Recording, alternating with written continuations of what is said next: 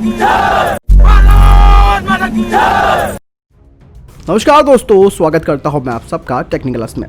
तो चलिए शुरू करते हैं। भारत के साथ तनातनी के बीच चीन के राष्ट्रपति शी जिनपिंग ने सेना को किसी भी क्षण युद्ध के लिए तैयार रहने को कहा है। इतना ही नहीं, उन्होंने सशस्त्र बलों को वास्तविक जंगी परिस्थितियों में अभ्यास करने का आदेश दिया है। आपको बता दें कि पिछले साल जून में गलवान में भारत और चीन के बीच जो खूनी संघर्ष हुआ था, इस दौरान जहां भारत के 20 सैनिक शहीद हुए थे, तो वहीं चीन के 40 सैनिक मारे गए थे। चीन की न्यूज एजेंसी शिन्हुआ के मुताबिक 2021 में केंद्रीय सैन्य आयोग के चेयरमैन के तौर पर दिए गए अपने पहले आदेश में चीन ने कहा कि पीपल लिबरेशन आर्मी को किसी भी समय युद्ध के लिए तैयार रहना होगा। साथ ही वास्तविक लड़ाई पर प्रशिक्षण को लेकर भी उन्होंने अपनी स्थिति को मजबूत करने के लिए कहा, ताकि किसी भी युद्ध की दशा में जीता जा सके। साउथ चाइना मॉर्निंग पोस्ट के मुताबिक चीन ने कहा कि कम्युनिस्ट पार्टी ऑफ चाइना की सैन्य इकाई PLA को 1 जुलाई तक इस संबंध में अपनी परफॉर्मेंस को हासिल करना होगा। आपको बता दें कि 1 जुलाई को CPC की 100वीं वर्षगांठ है। चीन ने अभ्यास के दौरान टेक्नोलॉजी के इस्तेमाल को बढ़ावा देने की सिफारिश की है। इसमें कंप्यूटर सिमुलेशन और ड्रिल में ऑनलाइन मुकाबला शामिल है। 2012 के अंत में CMC के चेयरमैन और प्रमुख का कार्यभार संभालने के बाद शी PLA को हमेशा युद्ध के लिए तैयार रहने का आदेश देते रहे और उन्होंने वर्ष 2015 में चीन की सेना को आधुनिक बनाने की शुरुआत की थी। हालांकि इसे हम धमकी समझे या फिर चीन की जो रणनीति पहले से चली आ रही है वो समझे, क्योंकि चीन को खुद को भी पता है कि उसके सैनिक कितने पानी में है। ऐसे में युद्ध के लिए तैयार रहने का मतलब ये है कि उनके सैनिकों की परफॉर्मेंस अभी भारत के सैनिकों के आगे कहीं नहीं टिकती है। भारत में अमेरिका के राजदूत केन जस्टर ने अपने अंतिम भाषण और इसमें उन्होंने एक ऐसी बात की तरफ इशारा किया जो पूरे एशिया के लिए नहीं बल्कि पूरे वैश्विक कूटनीति में भारी बदलाव वाली साबित हो सकती है। उन्होंने कहा कि भारत और अमेरिका के बीच सहयोग से अगले 5 वर्षों के दौरान हिंद प्रशांत महासागर क्षेत्र में सभी देशों के लिए एक दिशा निर्देश बनाने या जरूरत पड़ने पर रेड लाइन यानी कि खतरे का निशान खींचनी होगी। जस्टर ने यह भी कहा कि अमेरिका में सत्ता परिवर्तन होने के बावजूद भारत को सबसे करीबी रणनीतिक साझेदार बनाने की जो प्रक्रिया शुरू हुई है उसमें कोई बदलाव नहीं आएगा। जस्टर को राष्ट्रपति ट्रंप ने मनोनीत किया था और अमेरिकी परंपरा के मुताबिक सत्ता परिवर्तन के बाद राष्ट्रपति की तरफ से मनोनीत अधिकारी का पद छोड़ना पड़ता है। जस्टर ने 3 वर्षों तक नई दिल्ली में अमेरिकी राजदूत के तौर पर सेवा दी है। ब्रिटेन ने एलेक्स एलिस को भारत का नया उच्चायुक्त नियुक्त किया है। एलिस ब्रिटेन के अनुभवी सामरिक विशेषज्ञ माने जाते हैं। उनकी नियुक्ति की पुष्टि foreign Commonwealth and development office ने की है। 53 वर्षीय एलेक्स ब्रिटेन के वरिष्ठ अधिकारी हैं और वर्तमान में ब्रिटेन के कैबिनेट ऑफिस में उप राष्ट्रीय सुरक्षा सलाहकार हैं। वे अब भारत में सर फिलिप वाटन की जगह लेंगे। एलिस को नई दिल्ली में ब्रिटेन के उच्चायुक्त का दर्जा दे दिया गया है। वो सामरिक व सुरक्षा मामलों के विशेषज्ञ माने जाते हैं। उन्होंने ब्रिटेन और यूरोपियन यूनियन यानी कि EU में सुरक्षा साझेदारों और ब्रेक्जिट के मसलों पर अपनी महत्वपूर्ण भूमिका निभाई है।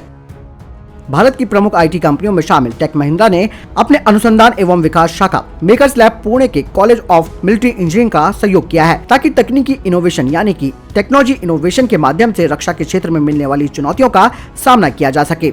कॉलेज ऑफ मिलिट्री इंजीनियरिंग यानी कि CME ने महत्वपूर्ण सैन्य समस्याओं के बारे में संबोधित करते हुए इस साझेदारी का लाभ उठाया और आर्टिफिशियल इंटेलिजेंस और रोबोटिक्स की अगली पीढ़ी की तकनीक का उपयोग करते हुए भविष्य के लिए वे चीजों को तैयार करेंगी। इस सहयोग के माध्यम से मेकर्स लैब CME सेना के अधिकारियों को विश्व की वास्तविक आधुनिक तकनीकी प्रदर्शन प्रदान करेगा। साथ ही उन्हें AI, machine learning, robotics, internet of things और अगली पीढ़ी की तकनीकियों की बारीकियों के बारे में सहायता प्रदान करेगा।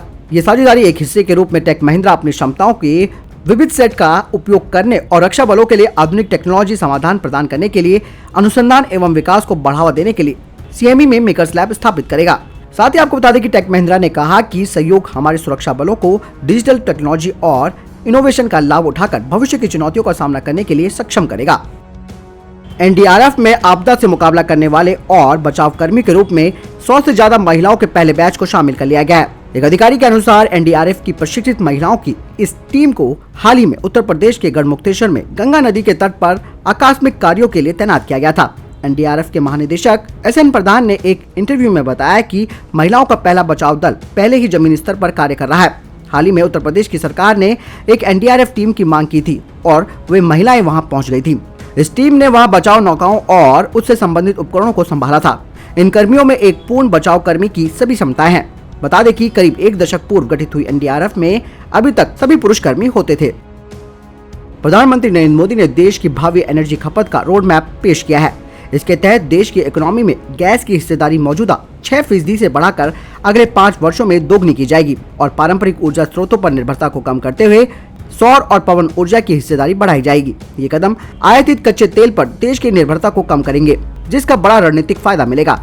पीएम मोदी 3000 करोड़ रुपए की लागत से निर्मित कोची मंगलुरु गैस पाइपलाइन परियोजना का उद्घाटन करते हुए उन्होंने ये बात कही। ये परियोजना केरल व कर्नाटक के करीब 1 दर्जन जिलों में आर्थिक गतिविधियों को बढ़ावा देगी और प्रदूषण को कम करने में मदद करेगी। प्रधानमंत्री नरेंद्र मोदी ने कहा कि जिस तरह से highway, railway, metro, gas connectivity से जुड़ी परियोजनाओं को बढ़ावा देना शुरू किया गया है, उसका असर आर्थिक विकास पर जल्द ही दिखाई देगा। सरकार एनर्जी प्लानिंग भी इसी तरह से कर रही है। रेलवे में माल ढुलाई कारोबार को बढ़ाने के लक्ष्य के साथ रेल मंत्री पीयूष गोयल ने मंगलवार को एक नया माल ढुलाई पोर्टल लॉन्च कर दिया है। उन्होंने कहा कि भारतीय रेलवे का फ्रेट बिजनेस डेवलपमेंट पोर्टल ग्राहकों के लिए वन स्टॉप सिंगल विंडो होगा। ये पोर्टल रेलवे के साथ काम करने की सुगमता के मामले में गेम चेंजर साबित होगा। रेल मंत्री ने बताया कि अपनी तरह की इस पहली पोर्टल को ग्राहकों को ध्यान में रखकर तैयार किया गया है। इससे लागत भी कम करने में मदद मिलेगी। इसमें आपूर्तिकर्ता को ऑनलाइन ट्रैकिंग की सुविधा दी जाएगी। इसमें माल ढुलाई की पूरी प्रक्रिया आसान होगी। पीयूष गोयल ने कहा कि लॉकडाउन के दौरान रेलवे ने देश में माल ढुलाई के मामले में लगातार अपनी सेवाएं दी। दिसंबर से दिसंबर तक लगातार रेल ने अपने माल की ढुलाई पूरी की और वे रिकॉर्ड स्तर पर रही। रेलवे ने अपने पारंपरिक ग्राहकों के साथ साथ नए ग्राहक जोड़ने की दिशा में सक्रियता से काम किया है। इस नए पोर्टल को सभी मौजूदा और नए ग्राहकों की जरूरतों को ध्यान में रखकर तैयार किया गया है, जिससे व्यवस्था में पारदर्शिता आए और उन्हें पेशेवर तरीके से सहयोग मिल सके। इस पोर्टल पर रेलवे के माल ढुलाई कारोबार की पूरी जानकारी होगी। साथ ही ग्राहकों को रेलवे की ओर से मिलने वाले विभिन्न लाभों की जानकारी भी दी जाएगी। माल लादने के लिए सबसे उपयुक्त टर्मिनल की खोज और विभिन्न टर्मिनल पर मिलने वाली सुविधाओं व लॉजिस्टिक की उपलब्धता की जानकारी इस पोर्टल के माध्यम से ली जा सकेगी। नए ग्राहक इस पर रजिस्टर करते हुए आसानी से माल ढुलाई के लिए कोच की जरूरत दर्ज कर सकते हैं। दोस्तों, ये थे अभी तक के टॉप अपडेट्स। वीडियो के संबंध में कोई प्रश्न या जवाब है आप जरूर कमेंट सेक्शन में लिखकर पूछ सकते हैं। इस वीडियो के लिए इतना ही, मिलता हूं नए वीडियो के साथ। तब तक के लिए जय हिंद, जय भारत।